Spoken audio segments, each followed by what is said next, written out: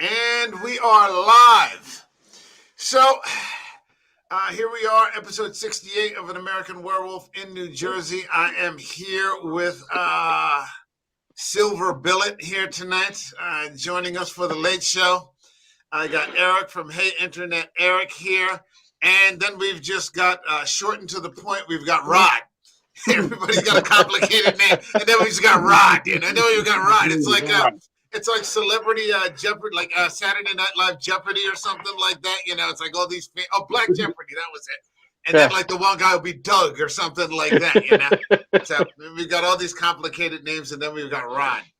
So, gentlemen, it's a pleasure to be here to close out the month of October.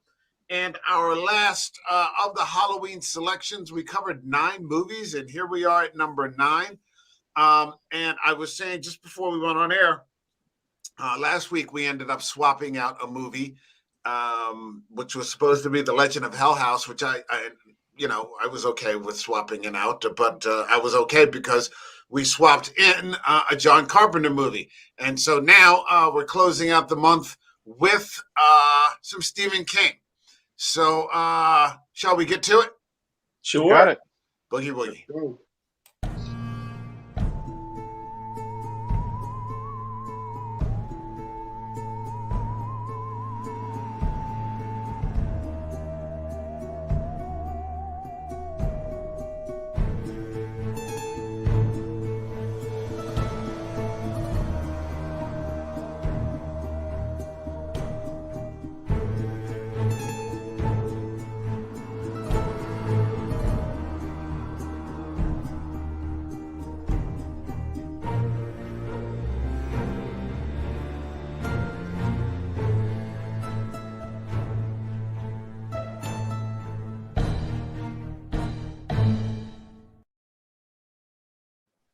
So I didn't know until the last second that Silver Billet would be joining us. So it's like a guest cameo appearance or something, you know, like Sigourney Weaver at the end of Cabin in the Woods. She's not really listed in the credits, but you're like, holy shit, it's Sigourney Weaver. It's all right. It's all good. Now, this is based on the illustrated novella that Bill is holding here, and we're selling here for $49.90. No, I'm just kidding. $49.95. No, we're not selling anything here tonight. But it's based on the illustrated novella Cycle of the Werewolf, which if you have not read it, you should get to the library and borrow a copy. You should get on Amazon and buy a copy. In fact, this weekend, I was just about to buy a copy because I've had 2 copies and I seem to have lost both of them for some reason. And I'm going to get to my local bookstore Saturday. And I think I'm going to pick up a copy there. And so it's always cool to support your local bookstores. Here's the thing. And here's a question, and I'd like to get everybody's sort of round robin opinion on this. Is this a frightening movie? Because my favorite the werewolf, as we all know, is my favorite movie monster. And I like this movie. I really like this movie. The question is it frightening? And 2, do they make frightening werewolf movies? Werewolf movies always seem to be so tinged with comedy that you never actually get a scary werewolf movie. And that's always been my slight resentment with like American Werewolf, because it's the closest thing we've gotten. It's like the GOAT probably of werewolf movies. Yeah. And yet it's tinged with comedy. And it's so damn goofy. Fantastic movie. Yeah. It's directed by the guy who did Animal House. How can it not be funny? But I mean, that just seems to be the albatross around the neck of the standard werewolf movies. They turn out to be like horror comedies. Nobody's made that I can think of, or at least a worthwhile attempt at a genuine horror, like frightening werewolf movie. So does this movie fall into that category? Is this a frightening movie? And 2, is that just what we get when we have werewolf movies?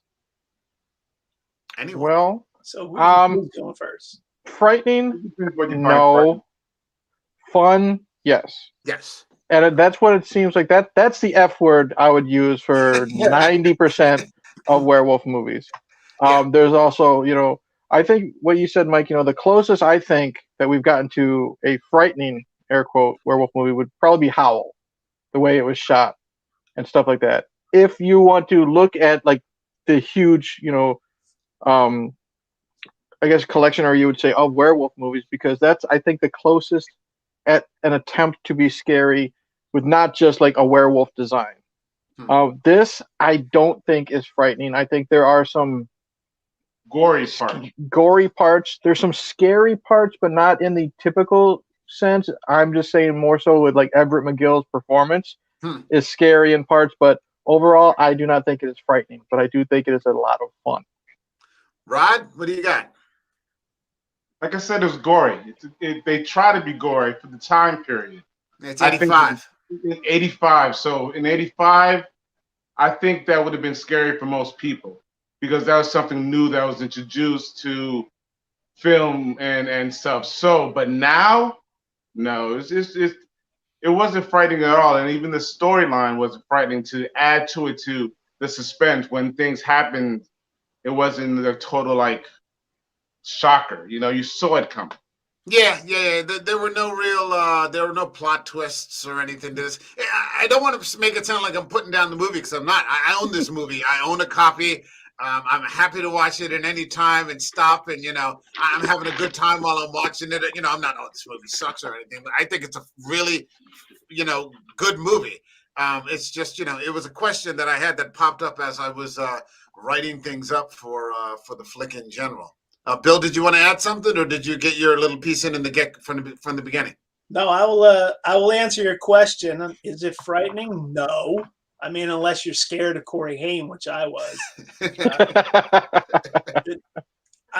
I saw this movie in the theaters when I was 17. I read the book 3 years earlier. The book scared the pants off me. It was a frightening book, great descriptions. And then the movie came out, and it was a big disappointment to me in a million different ways. So yeah, no, it's not a frightening movie. Here's the thing, you've got a lot of, here's another point that I've mentioned a lot since we've started doing the show is that the limited range of child actors. But when I saw this, and I just watched it a day or so before we went on here today, I got a real appreciation for, at least in my opinion, how good Corey Haim was. Mm-hmm. I was like, wow, this is like real. I mean, compared to a lot of other horror movies that I've seen, with child actors, and you're like, oh, this is really bad. This kid it was really something. I thought he had a really solid performance here. And I mean, I guess I've always sort of taken it for granted. I mean, we haven't covered the Lost Boys yet. We haven't gotten there. Yeah. We probably will. I mean, he was great in that. He was fantastic in Lost Boys. Yeah. That's around the era he was one of the great young actors at that time. Mm-hmm. Yeah. He did stand out. His physicalness. So, I mean, I'm not sure if it was CGI or whatever it was then, but I was caught looking at the way he moved his legs. Exactly. In certain scenes, and it really seemed believable. I mean, from whatever.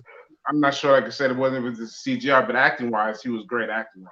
Yeah, that's a big point because when I grew up with Haim, it was like post Lost Boys, so like all the Corey movies, License to Drive, Dream a Little Dream, like the goofy shit, and I didn't really appreciate Haim until I started seeing him as a younger actor, like in this Lucas and stuff like that. And as Rod said, he spends his whole role in a wheelchair. So we're focusing, as people watching movies, on his legs to make sure he doesn't move them.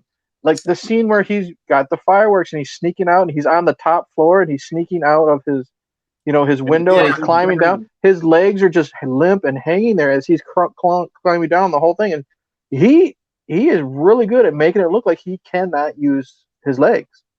Yeah. Yeah. And I thought that the way that he was sort of vacillating between being a middle schooler, probably who, just has zero empathy when somebody goes after his sister, mm-hmm. and then sort of realizing, oh shit, like I went too far here. Like, the way he was able to like move back and forth between just like being a laughing idiot and then, expressing, remorse, but by then it's so believable. Yeah, at first, it's not bad. I mean, right now I'm working with middle movie, schoolers, so they are, yeah, in the very first scene, very first moment, you thought he was going to be one of these prick little kids teasing his brother, messing with his sister all the time. Yeah, and I mean, I thought that was really impressive. Hold on a second, we got someone in the comments. Oh, John is here, and he says this movie got Corey Haim the job on Lost Boys. Okay, I can see that. So that's fair. Yeah, that's fair, and he would have deserved it. Now, not only do we have Corey Haim, rest in peace, we have Gary Busey. There's your frightening. Yeah. Now, if there's anything more horrifying in the history of horror than a movie that ends with a sleepover with Gary Busey, I don't know what that might be. I mean, you couldn't have picked a better still right there with him frozen with the one winking eye. Yeah, this was before he went completely over the edge, before he had landed like the Mr. Joshua role in Lethal Weapon and these sorts before of his things. accident. Yeah, before his accident and all these sorts of things. And he's actually quite an enjoyable character. He's almost like the highlight of the movie. Although, I think he actually did get top billing. Although Haim is the main character in the story, and he plays the drunk uncle, Uncle Red, who's never met a bottle of Jim Beam that he doesn't. I mean, he's just sitting at his sister's house, just drinking straight out of the 750. He's drinking like wild turkey, like right out of the bottle. It's like right there on his nightstand when he wakes up to the phone call. Yep. I did not like drunk Gary Busey in the beginning. Drunk Gary Busey was over the top with everything and just a little too much for me. That's Gary Busey, though, man. Beneath him, considering how well he did as Buddy Holly when I first saw him, and I thought he was a fantastic actor who could have done a lot more instead of getting typecast as this, fat drunk goofball, and that would continue right through Point Break. And then he became a sympathetic figure when he bashed his head on the curb in his car. At the same time, you could blame the director on that because that's the shot he chose. That's the scene he chose. Right. So I wait. What are you saying, Rod? Say that again. Still drunk scenes could have been done a lot better acting wise, I think. Say that again, Rod. I missed the first part of what you said. No, you got to think of the director's point of view. I mean, it's the scene he chose to present Gary Busey in the movie, and him and the editor, and how they edited it together, and it just didn't work for me. His performance. Yes, it was over the top a lot of times when he was drunk. Later on, after he was more caring about Corey Haim and really getting involved. And you didn't show the drinking part. I thought he was great. Okay, I think that worked well. I mean, the relationships was there, and the way what he did acting wise, and the way it was cut was great. But drunk Gary, nah. Okay. No, well, yeah, that's fine. He said that my understanding, I did like 30 seconds worth of research here, and he said that he felt a great affinity for the Uncle Red character. He said, he related to him in a lot of different ways. Apparently, he ad-libbed a great deal of his dialogue that differed from the script, which, I mean, the director ended up enjoying so much that they just let him keep the ad-libs. Much more than the actual performance. So I guess they had a few, several takes, this, that, or the other, and they ended up going with the Stephen King and the director Atias. They appreciated what he did in terms of that than the improv, more than the actual script, and so that's what we ended up getting. Hold on a second, we got a couple of more comments. Oh, it's John. Before his accident, Gary Busey was the shit, and he says playing drunk is always tough. So yeah, I mean, we're not getting a Nick Cage leaving Las Vegas thing going here, and right. Yeah, it was okay. I mean, Well, I looked at it this way because to me it looks like he's doing two different roles. Like Rod said in the beginning, he's the drinker. he's more goofy. Like I love the scene where he's playing poker with Corey Haim for baseball cards, and he's trying to tell Corey's mom, you got to let the kid be, live his life. You can't always baby him. But then you slowly notice the bottle is going away as the story is coming out, and I liked him more as like the concerned uncle. Yeah, and like even though he thinks that everything's full, it's all horse shit. There's still a little bit. He's like, okay, I'll make the stupid bullet. I'll look after the kids. Blah blah blah. So I kind of like that little progression.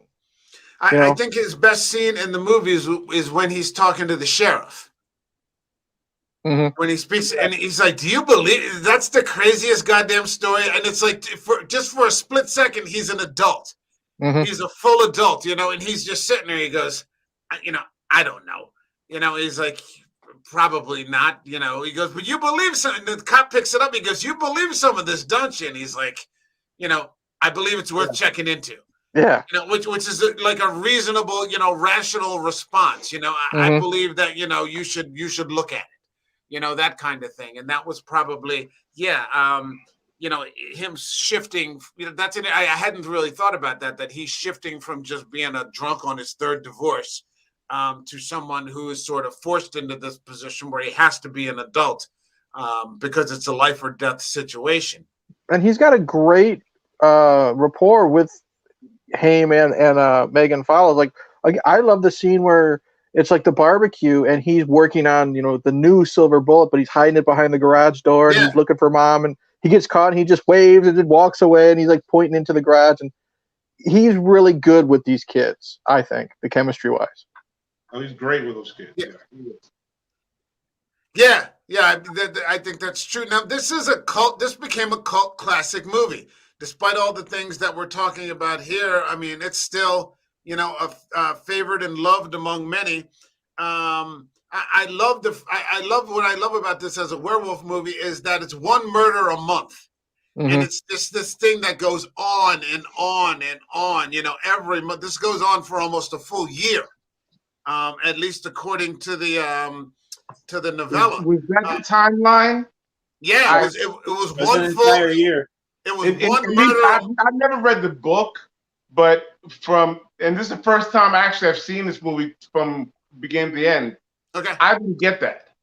Oh, really? Yeah. It wasn't something saying a month later or just something to establish, saying, whatever, a holiday or something to establish that it was a month later wasn't clear to me. And that makes a lot of sense now. It definitely wasn't put across in the movie as well as it was in the book. In the book, it's every month, every full moon, there's something happens until the final confrontation. In this one, it all looks like it was filmed in California, and most of the year is just sunny and warm. Mm-hmm.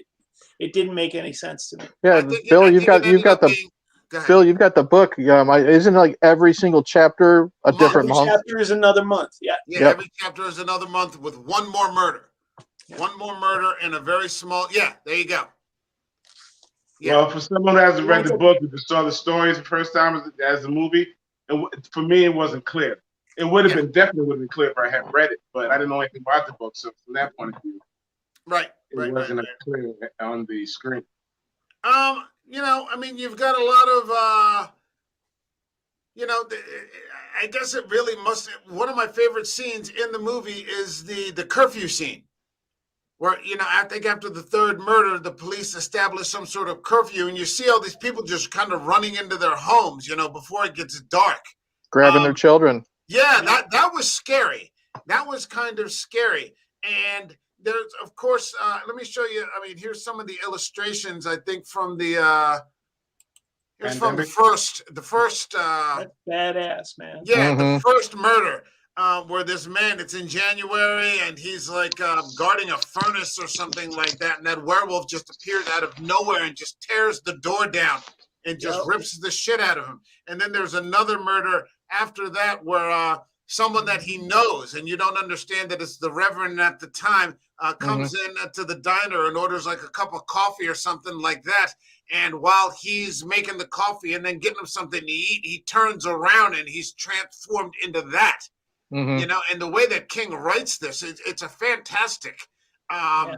just very, there's no fat on it. It just goes right from one thing to the next. And it really only kind of describes, one, the murders, and then two, the Marty character and his family as he tries to figure out, what the hell's going on here. Just really good stuff. What they did with the movie, though, they started bringing all these other characters into it, and small town politics, and this idea, that the town was feuding over whether or not the sheriff was competent, and all sorts of fights and things like that. And I guess this movie keeps getting in its own way. Yeah, this is the only way I can describe it. Is there's all this extraneous stuff that we've come to know as Stephen King-isms, because almost every one of his movies has these tropes in it. But it's a distraction in this movie. It sort of pulls you away from what you want, which is the book and the murders and the wolf and the monster and the full moon. It either steers too far into these minor characters, or it steers too hard into the dynamic with Marty and his family.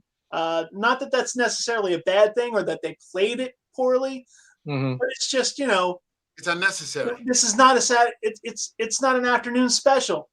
I get it. Marty's in a wheelchair. We don't have to have the happy yappy Marty's self-esteem. I want to see murders, and I want to see the kid shoot the Reverend in the face with a rocket. That's what I'm looking for. Here, Bill. Before we went on air, we were talking for kids, I guess, at that time. Go ahead, say that again, Ron. They had to make it presentable for kids to see that movie at that time. It was kind of. You would get the high school demographic in there. Yeah, I mean, that was definitely. It seems a little cliche. Yeah. Rod makes a good point, because my daughter's 9, and she knows my love of horror, and she knows it's all fake and this and that. She rarely ever sits down and watches it. She saw that she thought it was cool that the main character in this was a kid roughly around, maybe Marty's like 10 or 11, something like that. She actually sat down from after the first 20 minutes, after the girl in her house that was taking the pills, the pregnant one, after she was killed. My daughter came in, she saw, what's this about? And she sat and she watched the rest of the movie from beginning to end, because she was very interested in seeing a kid around her age as the main character in a horror film. It becomes relatable. Well, I think we were talking a little bit about that with Scary Stories in the Dark. You can have it as an intro film for horror once you get past, I think, certain points. When they kill the Brady Kincaid character, when that boy, the little boy, gets killed, that's kind of a rough scene, and it's really kind of graphic.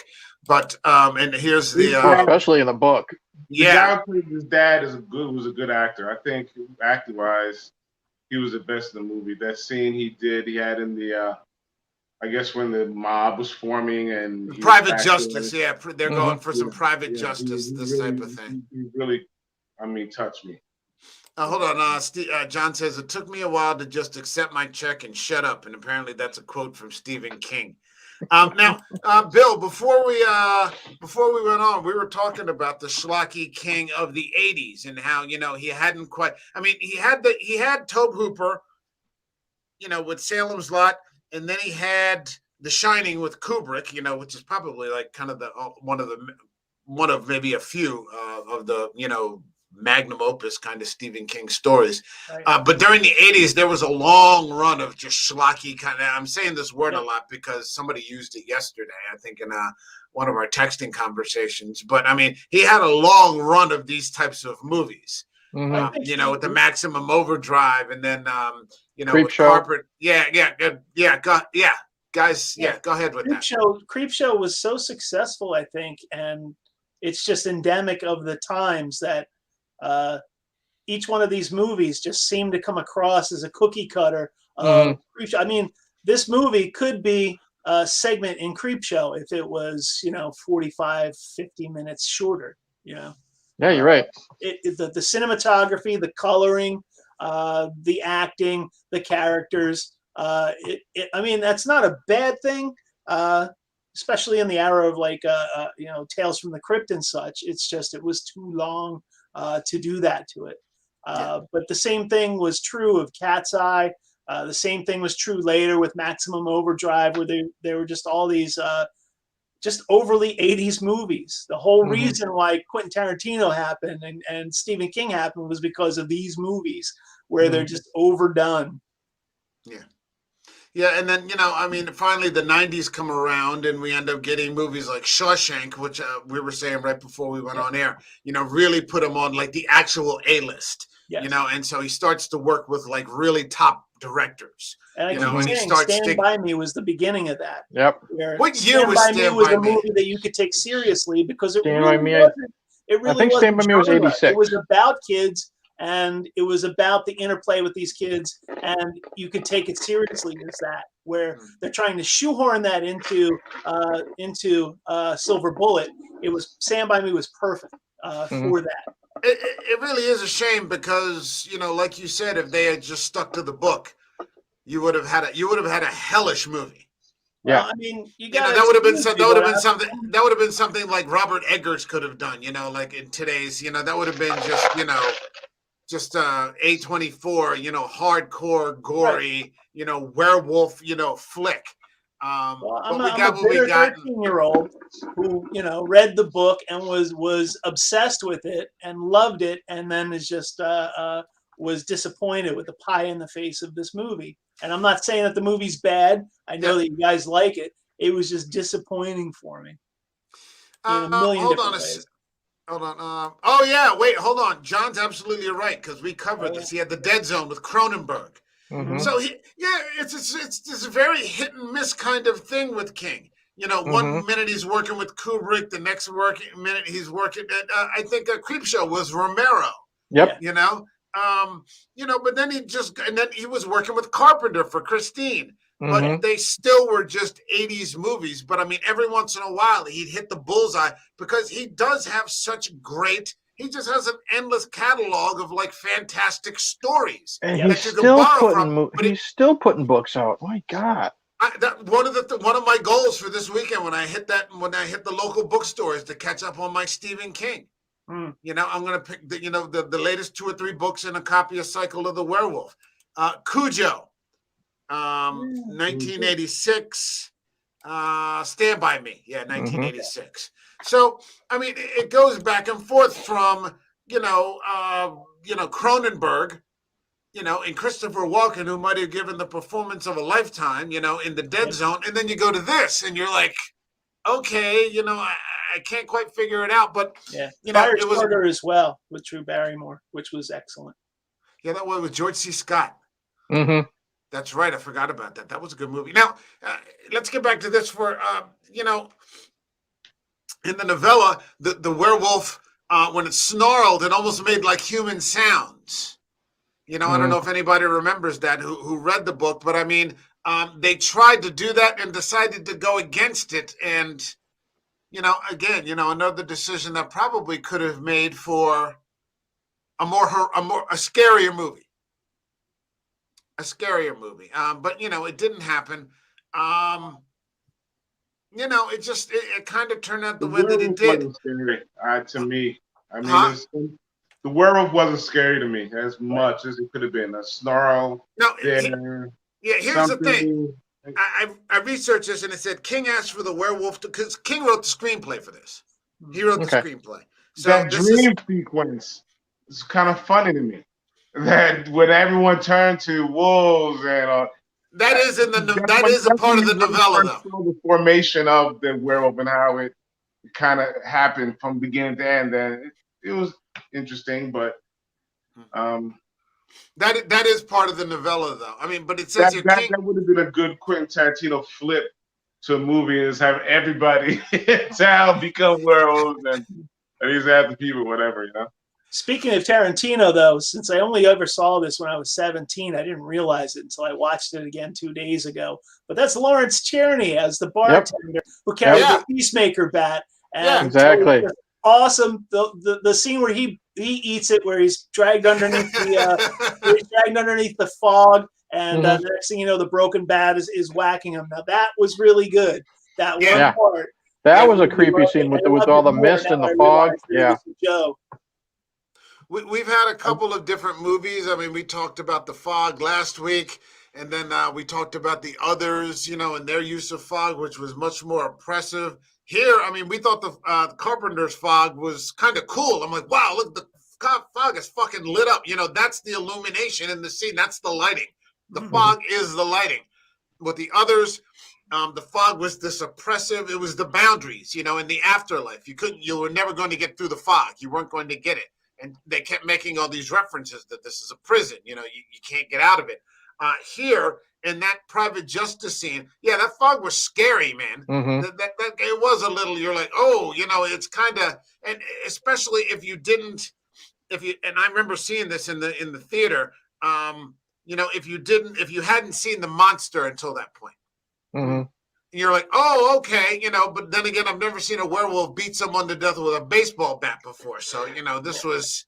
And I'll tell you, my daughter loved that. Mentioned that. My daughter absolutely loved that scene in the woods because she thought it was cool because she's she's finally now getting into like sitting down and watching and paying attention. She was putting two and two together because the mist or the fog or whatever is only up to their belly. So she's like, "That's cool, Dad." So the werewolf is actually crawling on his belly to stay under the fog, and I'm like, and that's what's really cool.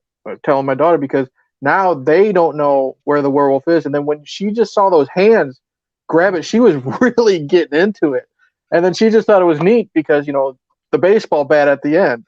Yep. And then I was telling her, I said, just wait, remember the baseball bat for later. And when the one guy gets caught in the bear trap. And then the guy opens it and then closes it again, and like right on his arm. You're like, "Oh shit, this is awful." That was a scary moment when it first happened. Yeah. I kind of didn't expect it. I jumped.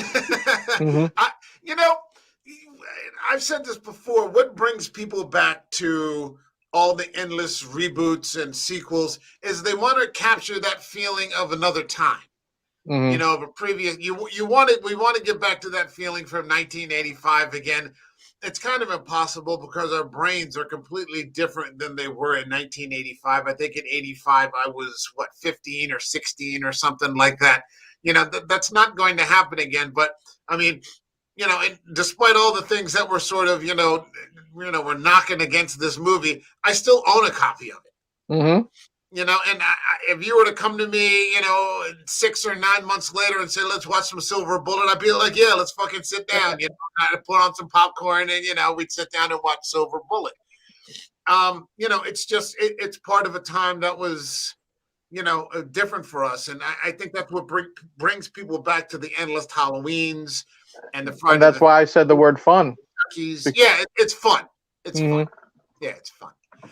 Now, in reference to the beast itself, which Lord knows needs a lot of work.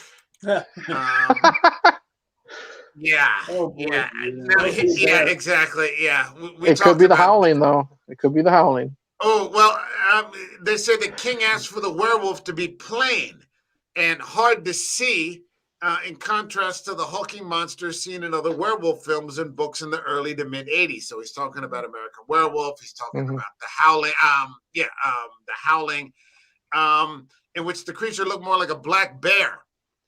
It doesn't have any. It does. It looks like a bear. It looks like a grizzly bear. Yeah, as opposed to what you're getting here with this. I mean, that's a freaking werewolf. Yep. Yeah. And that's how he ends up dealing with the sheriff. And I can't remember if the sheriff was on to him at this point or whatever, but the sheriff's just stopped at a light and he's just kind of in the middle of the night and he just walks up to him and rips his face off. Yep. It's badass, man. Yeah, I mean, that compared to that, you're like, what the hell is that? What the hell is that? So it says after seeing Carlo Rambaldi was, I guess, the guy who did the special effects for this movie. Ooh, that man. Ooh. Yeah. A man in a bear suit. It is a man. It's a suit. It's a suit, and it ended up being Everett McGill. Everett McGill they hired like some dancer, so they thought they would have these acrobatic moves, but they didn't like them. And so Everett McGill ends up getting 2 credits, one as Reverend Lowe, and then also as the Beast. So he does double duty here. I saw that at the end of the credits. Yeah, it did say Everett as the werewolf as well. Yeah. Now, De Laurentiis was unhappy with the way that this looked and demanded a change, but Rambaldi and Stephen King, I guess, who was, feeling his power back then, declined. He said the pre-production fell behind, and another director opted to start filming the non-werewolf scenes without knowing what would happen with the werewolf suit. And so he completes all the non-werewolf scenes and still has no idea what to do. And so they ended up, that guy ended up resigning, and then they brought in this guy, Attius. And this is what we ended up getting. So it sounds like a bit of production confusion. Nobody's really sure. What was Rick Baker working on at this time? Because he would have been the one to get for this movie. He would have been able to save the effects. Yeah. Mm-hmm. Yeah. And the thing is, if King says he didn't want to change, remember, this was around the time when he was going through a lot of his own, let's just say he was in the right frame of mind when this was happening, Yeah, his addiction issues. Yeah. I'll say it. Between Carrie and this, it's about the religion part and making the priest the werewolf. Mm-hmm. And what he says to that, it's just a heavy religious. Well, he does that in every movie. He's got a thing about Christianity, and in every movie, there's a bad guy who's a Christian. Even all the way up to The Mist. He's just or Shawshank, from that late '60s, early '70s sort of hippie culture, and he's just got it in for the Christians. For organized religion. Now, in this, in the novella, the Reverend is not the scary sort of guy that Everett McGill becomes, and Everett McGill's always a little off-putting for me. Mm-hmm. One of the roles that I didn't really like him in this, but I like him, and it's one of my favorite movies where he plays the major in Clint Eastwood's Heartbreak Ridge. He's sort of like Clint Eastwood's nemesis, Major Powers. So I remember him from that, and he's also in Dune. I think he's in David Lynch's Dune. Twin Peaks. Is he in Twin Peaks? Mm-hmm. Okay. But what I did like, especially in the novella, it's never explained here, is how he becomes a werewolf. He's never exactly sure what happens, except to say that one day he says he was picking flowers, and then by the time he got back to the church to put the flowers in the pot for the next day's service, they had turned completely black. So, like, it literally is some sort of curse. It infers that he's been cursed in some sort of way, and that there is this dialogue back and forth, because by then Marty is sending him these letters, saying, "Why don't you kill yourself?" And he's having this monologue, where he's like, "Well, why should I kill myself?" And slowly, as the monologue progresses, he starts to become wolfier. Mm-hmm. And I was like, oh, this is kind of frightening. Like, he starts out real even, and then all of a sudden, this other part of him, sort of takes over. So, we start out with this sort of mild-mannered guy, and that's who, Reverend Lowe is. And then you end up with, like, Everett McGill. He's doing his best, and, this is just kind of what you come up with. So. One thing I actually like is Corey Haim's character is so innocent, and then when he says, "Oh, I got an idea," and then next thing you know, you read, "Why don't you kill yourself?" Yeah, you know what I mean. That's kind of twisted and kind of. Mm-hmm. Well, middle schoolers are twisted, man. Yeah, middle schoolers are kind of fucking twisted. Middle schoolers are notorious for really not having that much empathy. Like, he vacillates in between having some empathy for his sister, because he loves his sister, and that sort of thing. But past that, they just have like no fucking filter whatsoever. We all, work with kids, or, you have kids or whatever. And yeah, especially boys. The girls tend to, be a little bit better about it. But yeah, actually, I'm not all that much surprised about it. Now, they end up Again, the taking book doesn't. Reverend Lowe's art.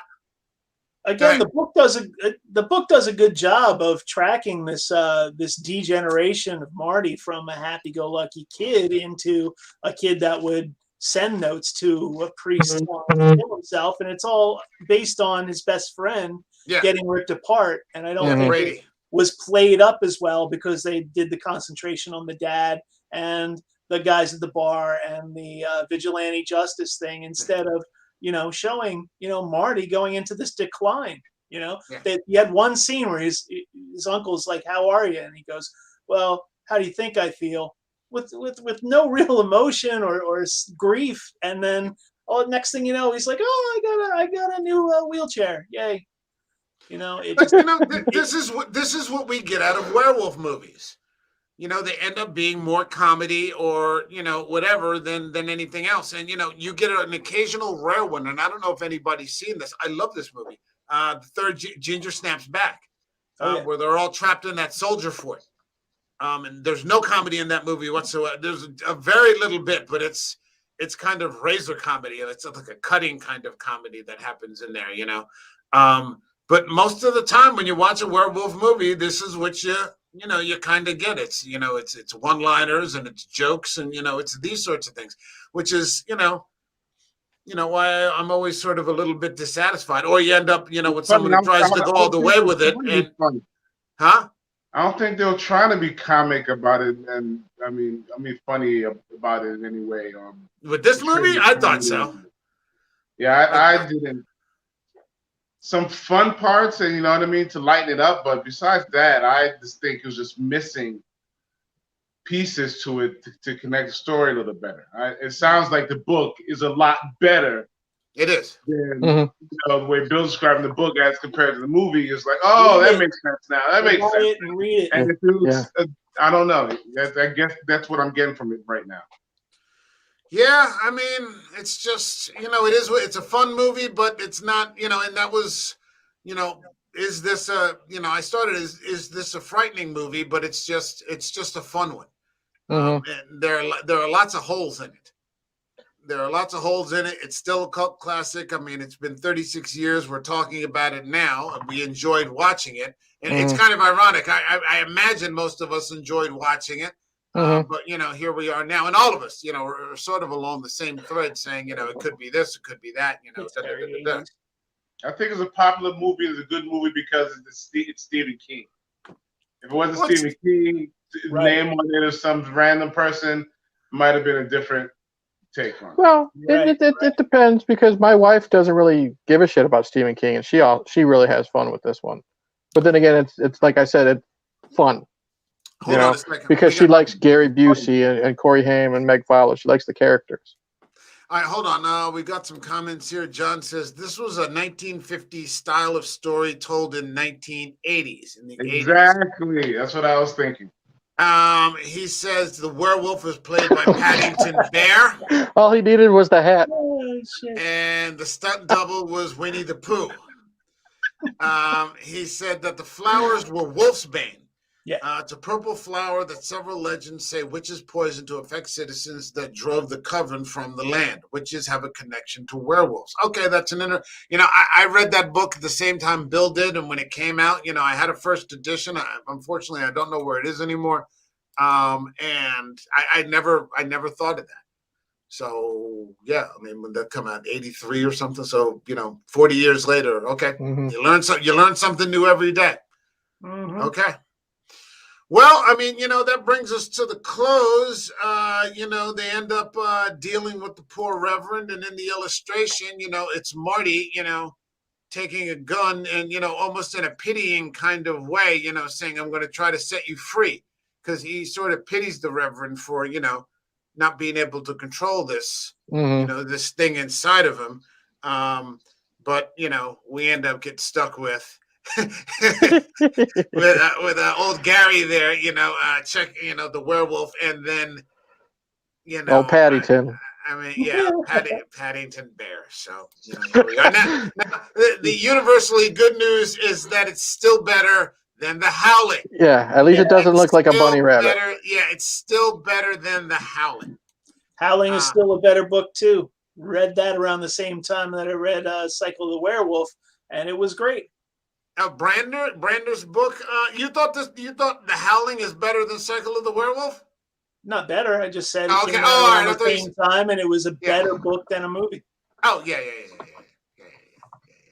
You know, one of these days, I'm going to see if I can get some people together, and I want to see if I can find it on streaming. Maybe when we get into next year, I actually want to cover that Ginger Snaps movie, the one with because I thought that was like a good werewolf movie. We've never, gotten the werewolf movie that I've been personally satisfied with. I mean, we've got American Werewolf. I've owned a copy on VHS. I've owned a copy on DVD. Now I own a copy on Blu-ray. This, that, and the other. But I would love if someone were to make that, that caliber of a movie without, without the comedy. I think, they tried it when they did Del Toro's The Wolfman with Joe Johnston directing, but he had like 80 days after the previous director quit, and it turned into a big piece of crap. Now they're saying that they're going to do it again. I hear with Ryan Gosling. I think I showed you guys that post the other day. Yeah, and it's. I feel like Fox Mulder. I want to believe, but it's just. But there are some good ones out there. I mean, not just American Werewolf. Like you and I really enjoy Howl, which not a lot of people talk about. And I'm a big sucker for Dog Soldiers as well. Yeah. Although again, that's still sort of recognized as a horror comedy. Yep. You know what I mean? Or more of an So, action movie too. Yeah. Yeah. It's a good movie, and this is a good movie. If you haven't seen it, I would recommend seeing it. Would you put it in your top 5 werewolf flicks? No, anyone? Maybe at number 5 if I have to. But I'll say this. You said it's got a lot of holes in it. It's so does Swiss cheese, and I like Swiss cheese. So you know what? Fair enough. Fair enough. This weekend, and one thing we don't pay enough attention to are some of the old Universal movies, because I just think they don't get their due. Nowadays, a lot of things, in terms of content, it's like from 1970 on. Right. And they're probably about 50 years before that. Of just fantastic movies. And next week, we're going to look at Phantom of the Opera, the Lon Chaney silent film. Cool. But also this weekend, Ryan and I are going to see the double feature of Universal's The Wolfman with Lon Chaney. And then we're going to see The Invisible Man with Claude Rains. They're doing that on October 30th at our local theater here. So we're going to check that out. But there are so many of those types of old Universal classics. There's Werewolf of London, and so many good werewolf films that are actually out there that just aren't getting their due. And maybe that's something we could focus on for next year, huh? Teen Wolf. No. Yeah, I just watched Teen Wolf again, and it's actually a good get movie. off the program. Just I'm removing you from the street. I'll say this. I just recently got like that Blu-ray set of all like the Universal monsters, and I'm slowly going through them. I watched all the Draculas and all the the Frankensteins, and through those, I've seen all the Wolfman sequels. With all the crossover stuff. I'm going to try to make it this weekend. I've never seen the original with Lon Chaney, so I'm looking forward to that because, like I said, between all the Dracula and Frankenstein movies, I've seen every other one with Lon Chaney. Yeah. But I'm getting excited to finally be able to sit down and see the original one, The Wolfman. Yeah, it's a fantastic movie. It's a fantastic movie, and I always said that if they had let Anthony Hopkins be Claude Rains in that movie as the stiff, upper-lipped British gentleman who just refuses to believe what his son is telling him, they would have let Anthony Hopkins actually act, instead of turning him into a rabbit orangutan, which is what he ends up looking like in that other fucking turd that they fucking put out on us. Don't hold back. Yeah. What did John says it's his number 6. So yeah, I mean, for fun, yeah, okay, no problem. It's not streaming anywhere. I was a little disappointed by that, but like I said, I owned a copy. If you do get a chance, what I would highly recommend is just going out and buying a copy of Cycle of the Werewolf. Yeah. Before you spend money on demand though. That's you how can I get saw it from Amazon on demand, or if you're Xfinity on demand or whatever. But my serious advice, if you were going to spend money, find a copy of the novella. It's a much better story. And then if you want to come back later and check out the movie, that would be the way that I would play it. That's just kind of my thing, and I only speak for myself. I suppose. Hold on. Oh, John's here one more time. John's saying Happy Halloween, everybody. So You too, happy bud. Halloween to you too. Happy Halloween to you too, bro. Holy. Yeah. So it's a scary week, and it's going to be a scary weekend out there. In complete seriousness, for a second, if you're out there driving, please be careful. I think there's going to be some Halloween parties and people having a couple and getting behind the wheel. So everybody, please be careful out there this weekend if you're out on the roads. I think that brings us to a close. I think this is as good a place as any where we've spent 50 minutes cheerfully knocking a movie. This is not the direction I saw this movie go, this show going in, but I'm completely cool with it because, it's just fucking true. So it's all good. We'll be back next week with, let's see, on Wednesday, we're doing a compare and contrast with the silent Phantom of the Opera with Lon Chaney, and then we're going to compare and contrast that with the Hammer version with Herbert Lom as the Phantom. So that ought to be interesting. And then on Thursday, Bill and I are back at it with some more Hammer for Horror Express. It's not Hammer. That's not Hammer? It's not Hammer, sir. It's 72, is it? It's not Hammer? It's not Christopher Lee and Peter Cushing, but it's not Hammer. It's a Spanish made film, and they sort of lured Christopher Lee and Peter Cushing over into it with some money. Okay. So yeah, that was it was not exactly Hammer. Because I know they had all those kinds of crossovers too, where you can get Americans and British films. Like when I was doing some research for this Phantom, and one of the roles that they were writing it for, one of the people that they were writing it for was Cary Grant. Like Cary Grant was going to star in a Hammer. He was going to star in Hammer's Phantom of the Opera, but it ended up falling through at the last second or something like that. Okay, well, that's what we're doing anyway, regardless of what the production company is. Right. So stop in and check us out next week. Happy Halloween to everybody, and have a great weekend. And thanks everybody for joining me tonight. Silver Billet, Eric, and Rod. Simply Rod. You should have Rod with like a period right at the end. Rod. Exclamation point. Rod. That's it. All right, everybody. Have a good one, everybody, and we'll see you next month. Peace. Cheers.